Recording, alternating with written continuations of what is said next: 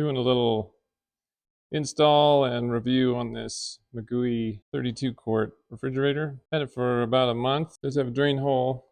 The divider could be used as a cutting board, so that's kind of handy. I used it in the house for about a month and worked pretty good. I kept drinks cold and I kept ice cream cold for parties. That all works good. It's got a pretty good foam seal, locking lid, pretty basic. The handles, they're not super heavy duty. I weighed it as about 26.5 pounds. The reason I bought this is because it fits the space I have in my camper perfect.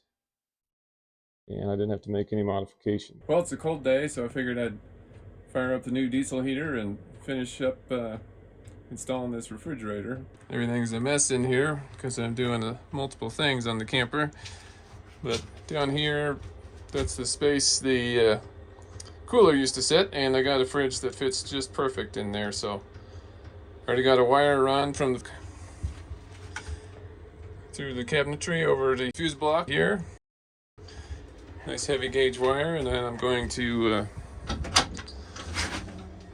put the plug, the 12-volt plug, in this cabinet here where the water's stored. Next thing to do is install this cigarette power port. When you get these, always double check the wires with the voltage meter. I've had these come mismarked before. I'm going to use these low temperature solder heat shrink connectors. These things work great, much better than butt connectors. They're waterproof, and it actually solders the wire together at the same time. So let's do that.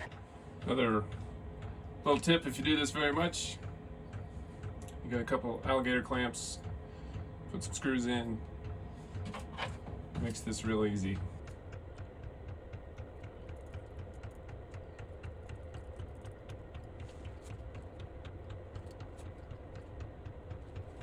Here we go.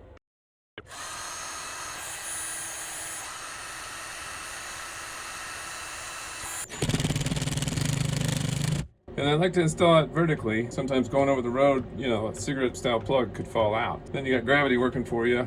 I got this style so I can put a zip tie around there too. Make sure it stays connected when I want it to. All right, now it's time to hook up the other side. So I got one stripped, labeled, one not. This one's hot.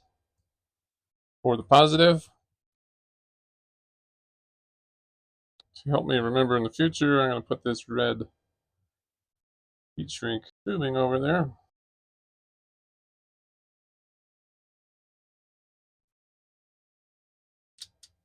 And give it a squeeze. I'm not a big fan of these connectors, but I don't know what else to do. Feels solid. And that hot side, that's going to be the center pin on the cigarette lighter.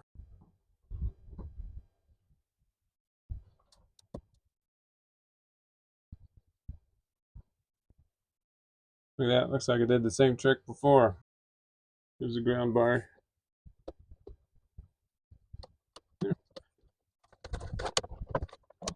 The only reason I bought this brand is because it just happened to fit this space I had for my cooler perfect. And I didn't have to make any modification. So let's see if it fits.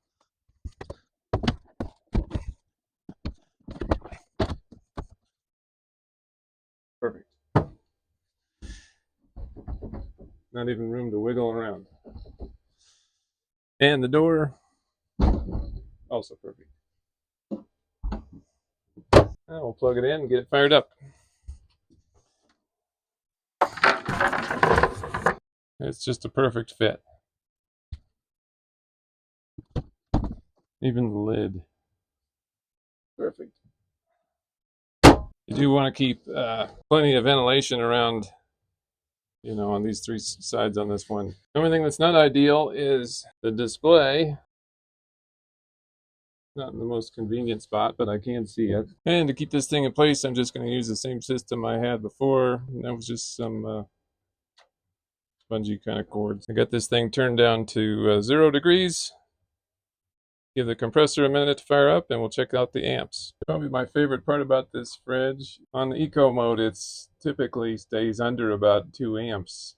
Right now it's around 1.8 average.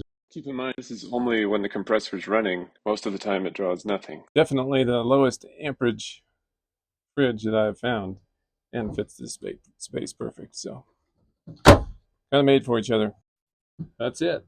It's installed and working and ready to go. Well, I hope this helps you in some way going through the install and giving you a little background on the fridge. Please like and subscribe if this helped. And let me know if you have any questions or anything in the comments, and I'll try to answer them as best I can. Thanks. Can't wait to go camping.